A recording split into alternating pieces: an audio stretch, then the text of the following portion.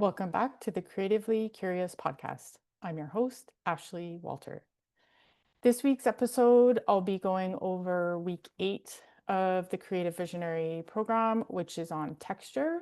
So, this was a super fun week where we got to play with different things and different materials, different ways of applying the paint, scraping away the paint, and things like that. And I remember last year when I took the course for the first time, I just loved this section. And so I use a lot of the texture in my art, which I'm not sure how much texture is too much texture, but someone may or may not tell me. I guess if things don't sell, then maybe it's too much texture. But the takeaways from this week are play and experiment with texture to learn and remember. So just again, taking it back to the play week and pretty much always every time that we're doing something creative, hopefully there's an element of play and a big element of play there because um the things have happened for me in my little sketchbook that were kind of accidents. And that's the nice thing about having a sketchbook is it is pretty much all play there. And then you discover things that work and that you really love, and you discover things that you don't like and that didn't work. And so it's really important to just have that place where you can go to be totally free and play. And then hopefully that can translate then into pieces, bigger pieces, canvases, the panel boards that we're working on, that you still are able to have that element of play, which sometimes can be a challenge, especially if, maybe you're getting ready for pieces to sell. So just and with the texture, that's all we were doing this week is just trying different things, playing, experimenting, so that we can feel free, and then we'll remember the things that we like and that feel good to us. So thick paint is a beautiful contrast with thin paint. Nick is always pushing doing thick paint. And then this week they talked about glazing. So that's using a thinner paint. So paint mixed with water, where a lot of the time actually I end up mixing it with a gloss medium. Subtractive processes create areas of transparency. So scraping and sanding away things will create areas of transparency. So these are still the takeaways. Layering creates depth, surface, and color richness. So layering can create transparency and color harmony. So if you're doing like a glaze, then that's a way of creating that color harmony. But just having layers and layers is actually just really freeing because I, I up until this course, I didn't realize that just the effect that it has when you have different layers, and then you can sand away or scrape into the layer and then see the top layer and then see the layer underneath. And it just creates such a richness on the canvas that is really hard to replicate if you're not doing those layers. And so sometimes the feeling is like, oh, am I going to make a mistake? Am I going to mess it up? But you really can't mess it up. There's no messing it up because you can just, I mean, this is talking about paint and acrylic paint, but you just add another layer. Like there is no error. And like that's such a good metaphor for life too, is like sometimes we think, oh, I made that mistake, or I made this wrong turn, or I did this thing, but it's like, no, nothing's really a mistake, because you generally will learn from that and you move on, and you wouldn't be the person that you are if you hadn't gone through those experiences. So same thing applies to the canvas. And the fifth takeaway is spontaneity is created by using tools you can't control, and that's brings us freshness to the canvas. So um, I'll just talk a little bit about some of the tools that I like to use. And that's kind of like the main takeaways for this week. And then it was just kind of have fun and experiment. So what are some of the things? So one thing that was new for me last year was this idea of sanding. Now, I've done that a lot on the wood panels, which works pretty well. And you can use things that are pretty hard. So this is like a wire brush. Sorry for people who are just listening to this, but I'll try to describe it the best I can. But also, I post these to YouTube just in case anyone wants to look at them.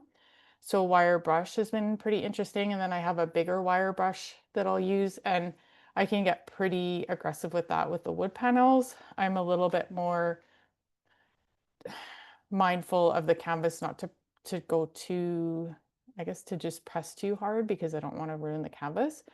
And I know some people, I haven't been brave enough yet, but I should. It's my experimentation week to use like an actual electric sander. Again, I don't know if I'd feel comfortable doing that on a canvas, but on the wood, sure, no problem. So maybe I'll do that. I have a piece that I was working on that I can think about that with. And then, of course, sandpaper, different grits of the sandpaper. Something really coarse will take the paint off more quickly, something really fine will take it off more gently. And I also love, love, love that. Love sanding. I love how it makes me feel. I love how it looks on the canvas or the wood panel. It's really amazing. These lovely stir sticks that you get when you buy a can of paint from a paint store. Love these too. So just using the end for mark making, dipping it into the paint and then pressing that onto whatever surface you're using. Maybe the long end, using this to scrape away with. Using, instead of a brush, using like a foam, what are these called? Foam brush, I guess. So it's like foam, so it's really smooth and goes on more smoothly, and they have them in different widths. So that can be kind of fun. And one thing I really embraced was scraping into the paint. So if I have layers underneath and then I put on like a thicker layer of paint, then I scrape into that with different marks. So circles, or sometimes I do things that kind of look like leaves, or it doesn't matter. You can just do lines. It doesn't really doesn't matter. And I love that too. And depending on the brush, it leaves like a different mark, depending, I guess, on the end of the brush. Using like different palette knives to put the paint on, which I think there's people that just paint with palette knives, but I typically have been painting with brushes. I think this was in my kids' some sort of a toy or game that they got. So it's just a square piece of styrofoam, but it's really thick, and I just use it like a stamp basically. So just it's put it in the paint and then stamp it onto whatever I'm painting on. And actually, I did end up using it because, again, the thing I was working on had a really thick paint. So I almost used it to kind of remove the paint. So it left squares, but not of like a different color. It just kind of took the paint away. So that was pretty cool. And I think I talked about this in a different, maybe it was in a play episode, but there's this meshy styrofoam that comes around uh and what are they, apple pears, I call them. So it's connected like a cylinder, and then I end up cutting it, and then I put the paint on it and then use it like a stamp too, and it's really, really pretty. It's a really neat design. So there's that bubble wrap.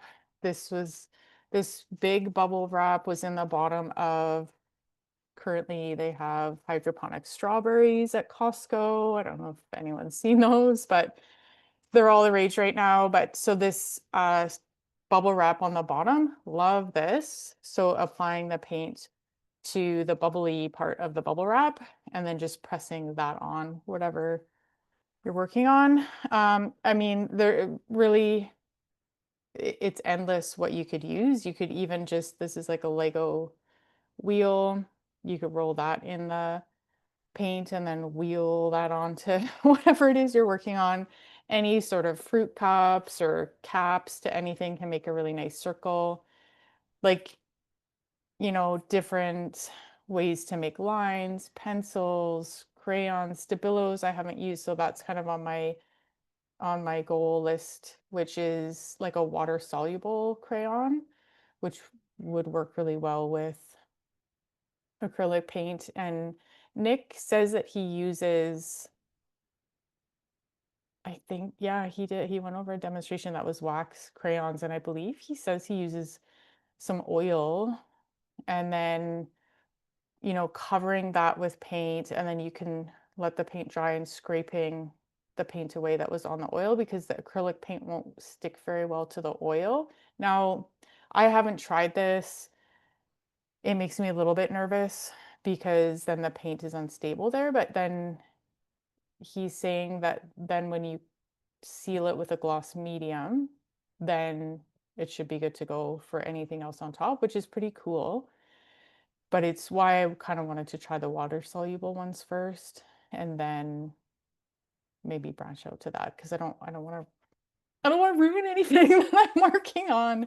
But I could try it on my play panels, my, throwaway boards, because it wouldn't really matter there. So, um, let's see, is there anything else? So use texture. This is maybe where I struggle. Use texture as a complement, as a difference to something else. So if you have texture, something that's really textured, and then you put it next to a smooth surface, that's amazing because it's a difference.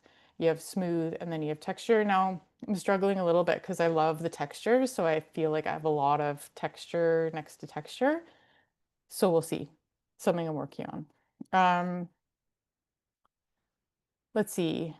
Yeah, you can get better at being spontaneous and letting go of control. And one thing that I'm gonna try to replicate in like maybe on a canvas, and something I haven't tried as well is adding pigments to my paints to make it thicker, or adding something, which I'll discover maybe at the art store, to my paints to make it thicker so that I'm not just adding, regular kind of consistency paint, but it's like a thicker paint that maybe then won't go on as smoothly. So then I'll put it on with some sort of trowel or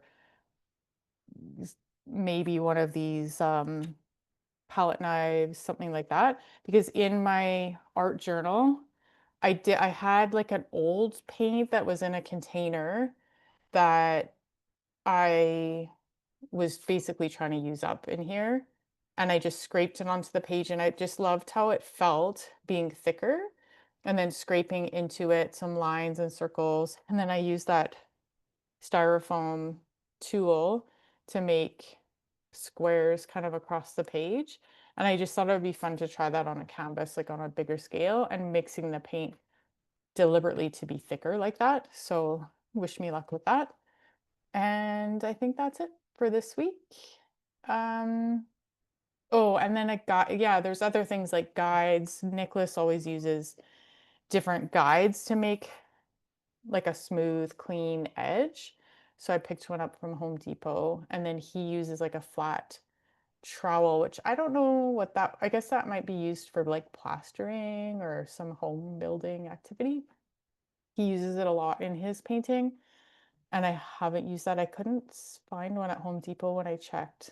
So maybe like a specialty paint store. But that's something I'd be curious about trying as well, as a way of applying paint and smoothing out the paint. And I use, oh, my favorite tool I forgot to bring with me while I'm recording, but is a silicone wedge tool. And I use that a lot. So I kind of use that similar, I guess, to a trowel.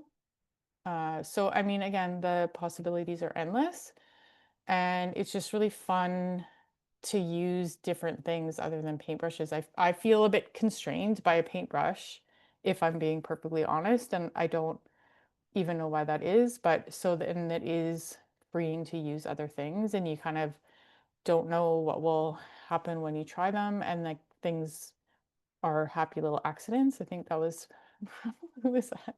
That painter with the big hair. Um, he used to say that a lot, and happy little accidents, which is the whole point, is just to keep trying different things and challenging yourself, but also having fun. So I hope this was helpful to you and interesting, and I will see you on the next episode. And until next time, know that you are a work of art. Take care.